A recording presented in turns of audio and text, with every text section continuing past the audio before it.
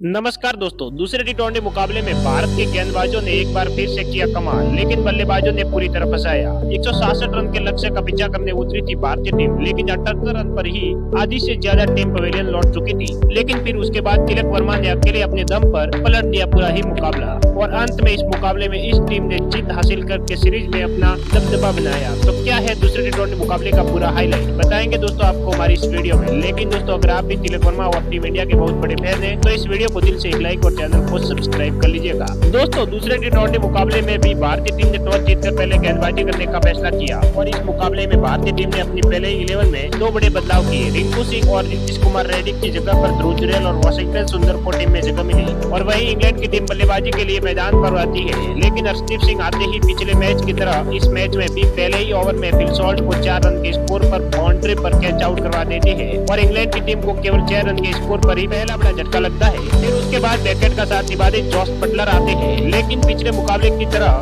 शानदार Jos Buttler बल्लेबाजी कर रहे थे। लेकिन 3 रन के स्कोर पर वाशिंगटन सुंदर की गेंद पर वो आते ही पहले ही ओवर में आउट हो गए और इंग्लैंड की टीम को बेन डकेट के रूप में 26 रन के स्कोर पर दूसरा बड़ा झटका लगता है। फिर उसके बाद जॉस बटलर का साथ निभाने के लिए हैरी ब्रूक आते हैं और इन दोनों बल्लेबाजों के बीच शानदार पार्टनरशिप होती है। दोनों ही बल्लेबाज इंग्लैंड की टीम के स्कोर को पावर प्ले में 58 रन 2 विकेट के नुकसान तक पहुंचाते हैं। लेकिन पावर प्ले खत्म होने के बाद अच्छी बल्लेबाजी कर रहे हैरी ब्रूक 8 गेंदों पर 13 रन बनाकर वरुण चक्रवर्ती का शिकार हो जाते हैं और 59 रन के स्कोर पर इंग्लैंड की टीम को तीसरा बड़ा झटका लगता है। फिर उसके बाद दोस्तों, जॉस बटलर का साथ निभाने के लिए लियम लिविंगस्टोन आते हैं और इन दोनों बल्लेबाजों के बीच अच्छी पार्टनरशिप चल ही रही थी। जॉस बटलर 50 रन के करीब पहुंच चुके थे। दूसरी तरफ लिविंगस्टोन भी एक चौका लगाकर अच्छी बल्लेबाजी कर रहे थे, लेकिन तभी अक्षर पटेल ने 45 रन के स्कोर पर बटलर को आउट करके इंग्लैंड की टीम को 77 रन के स्कोर पर चौथा बड़ा झटका दिया। फिर उसके बाद लिविंगस्टन का साथ निभाने के लिए स्मिथ आते हैं और इन दोनों बल्लेबाजों के बीच अच्छी पार्टनरशिप चल ही रही थी, लेकिन तभी अक्षर पटेल ने 13 रन के स्कोर पर लिविंगस्टन को भी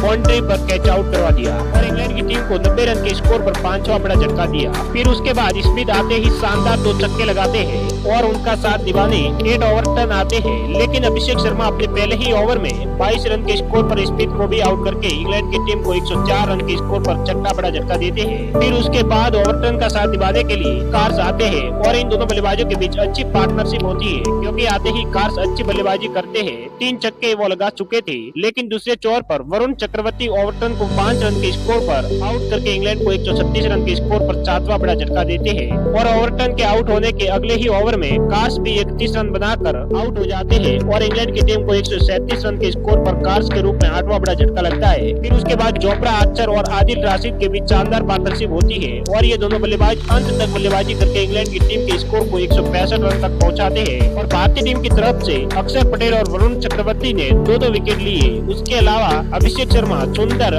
हार्दिक पांड्या और हरदीप सिंह को 1-1 विकेट मिला। और दोस्तों, जवाब में 166 रनों के लक्ष्य का पीछा करने उतरी भारतीय टीम की तरफ से संजू सैमसन और अभिषेक शर्मा ने पारी की शुरुआत की। हालांकि इन दोनों ने पहली ओवर में शानदार बल्लेबाजी की, लेकिन दूसरे ओवर में अभिषेक शर्मा मार्क वुड की गेंद पर 12 रन के स्कोर पर एलबीडब्ल्यू आउट हो जाते हैं और 15 रन के स्कोर पर अभिषेक के रूप में भारत को पहला बड़ा झटका लगता है।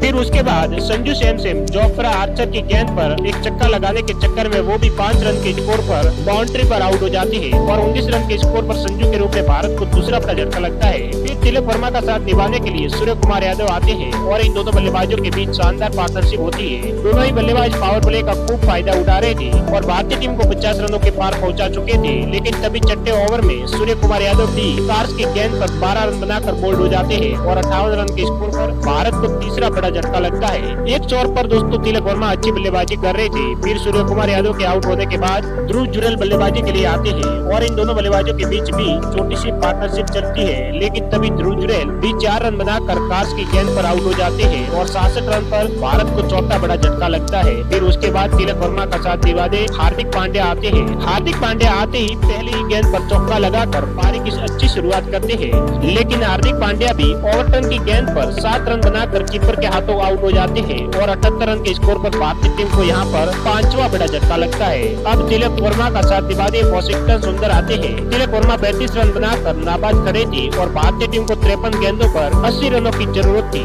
और इन दोनों बल्लेबाजों के बीच शानदार पार्टनरशिप होती है। वॉशिंगटन सुंदर ताबड़तोड़ अंदाज में बल्लेबाजी करते हुए 19 गेंदों पर 26 रन बनाते हैं, लेकिन वो भी कार्स की गेंद पर बोल्ड हो जाते हैं और 116 रन पर भारत को छठा बड़ा झटका लगता है। फिर उसके बाद दोस्तों तिलक वर्मा का साथ निभाने अक्षर पटेल आते हैं, लेकिन वो भी 2 रन के स्कोर पर बाउंड्री पर कैच आउट हो जाते हैं। लेकिन फिर उसके बाद तिलक वर्मा का साथ निभाने अर्शदीप सिंह आते हैं, लेकिन तिलक वर्मा जोफ्रा आर्चर के 16वें ओवर में 19 रन ठोक कर मैच को एक तरफा कर देते हैं। भारत को जीत के लिए 24 गेंदों पर 21 रनों की जरूरत थी, लेकिन तभी अर्शदीप सिंह आदिल राशिद की गेंद पर 6 रन बनाकर आउट हो जाते हैं और भारत को 146 रन के स्कोर पर 8वां बड़ा झटका लगता है। अब भारतीय टीम को 3 ओवर में जीत के लिए 20 रनों की जरूरत थी और फिर उसके बाद तिलक वर्मा के साथ समझदारी से बल्लेबाजी करते हुए रवि बिश्नोई ने भी एक शानदार चौका लगाया। अब 9 गेंदों पर भारतीय टीम को जीत के लिए 11 रनों की जरूरत थी। तिलक वर्मा 65 रन बनाकर नाबाद खेल रहे थे और तिलक वर्मा और रवि बिश्नोई की शानदार बल्लेबाजी की बदौलत भारतीय टीम ने इस रोमांचक मुकाबले में जीत दर्ज कर ली है और इसी के साथ भारतीय टीम सीरीज में 2-0 की बढ़त बनाने में सफल हुई और इस मुकाबले में man of the match Tilak Varma को मिला। तो दोस्तों तिलक वर्मा के लिए वीडियो को लाइक और चैनल को सब्सक्राइब कर लीजिएगा।